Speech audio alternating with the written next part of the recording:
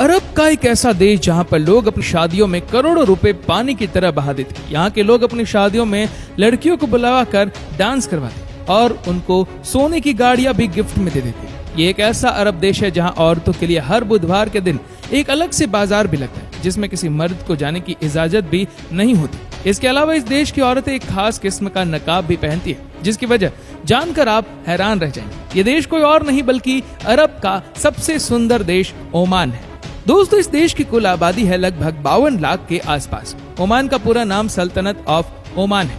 इस देश को द पर्ल ऑफ अरेबिया यानी कि अरब दुनिया का मोती भी कहा जाता है। ये देश 30,95,000 स्क्वायर किलोमीटर पर फैला हुआ है।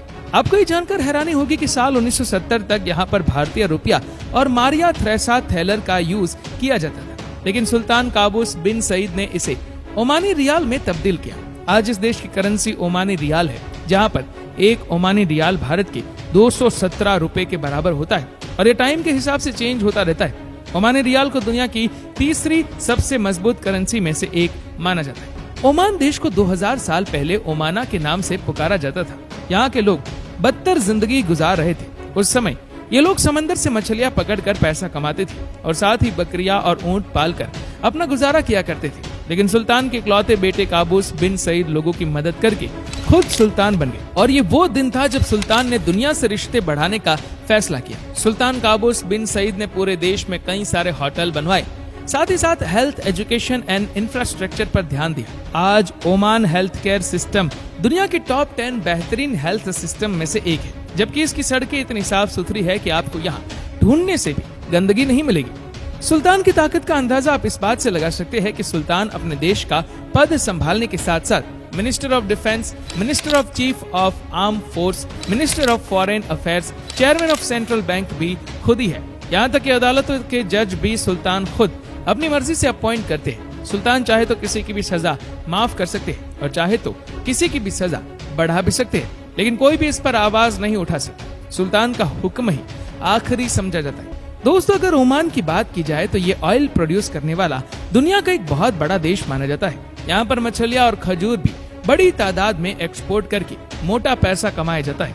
आपको ये जानकर हैरानी होगी कि दुनिया की बेहतरीन शिप और बोट्स ओमान में तैयार की जाती है और पूरे यूरोप में इनको एक्सपोर्ट किया जाता है। इसलिए ओमान को बेहतरीन शिप बिल्डर्स भी कहा जाता है।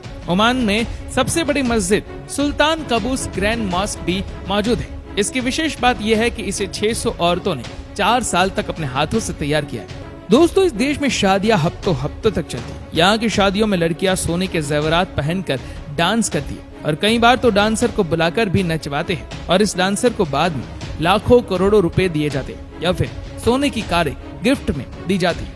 ओमान में वेडनेसडे को एक ऐसा बाजार लगता है जिसको सूक के नाम से जाना जाता है। यहाँ पर औरतों के जेवरात, कपड़े जैसी 900 चीजें मिलती है जो औरतें अपने घर के लिए खरीदती है। और यहाँ का मशहूर बाजार मुद्रा सूक है, जिसे मार्केट ऑफ डार्कनेस भी कहा जाता है, जो कि इस बाजार की छत और दीवारें ऐसे बनी हुई है कि यहाँ पर सूर्य की रोशनी जमीन तक पहुँच नहीं सकती। यहाँ की औरतें खास किस्म का नकाब भी पहनती है। कहा जाता है कि ओमान के एक शहर साला में दुनिया का सबसे बड़ा मैजिशियन यानी कि सांवरी जादूगर ओमान की खूबसूरत औरतों की शक्ल देखकर उन पर जुल्म करता था, जिसके बाद वह औरतें बेबस होकर इसके पास चली जाती थी और वो इनको अपनी हवस का निशाना बनाता था। इसलिए ओमान की औरतों ने इसे पहनना शुरू कर दिया, जिससे इनकी हिफाजत होती थी। तब से ये नियम चला आ रहा है और औरतों में ये निकाह ट्रेडिशन कायम हो गया।